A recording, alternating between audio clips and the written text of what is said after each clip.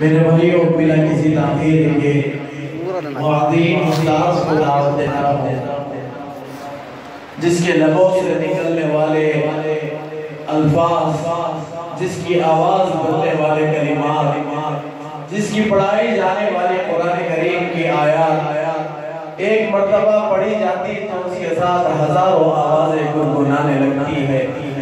یہ وہ عظیم استاد ہے جس کی آواز دنیا کے بیشتر ممالک تک پہنچ چکی ہے، اور جس کے شاگرد دنیا کے مختلف خطوں میں بیٹھ کر اپنے استاد سے حاصل کیا ہوا درس دے رہے ہیں۔ اللہ تبارک و تعالی ایسے عظیم شخصیت کو ہمارے اس علاقے میں اس موقع پر جمع کیا ہے۔ حضرت والا بہت مصروف رہتے ہیں، لیکن قرآن کریم کی محفل کے لیے اپنے وقت کو دوسرے مصروفیات کو ترک کر کے اپنا وقت فارغ کر کے دیتے ہیں۔ ہمیں استفادہ کرنا ہے۔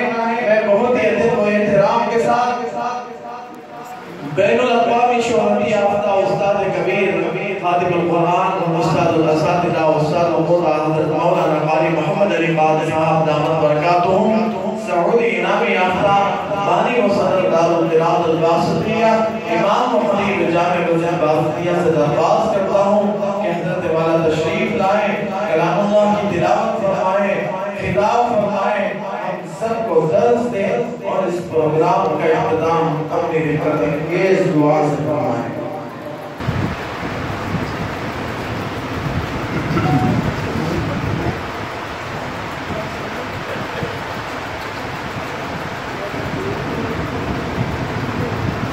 السلام علیکم ورحمۃ اللہ وبرکاتہ۔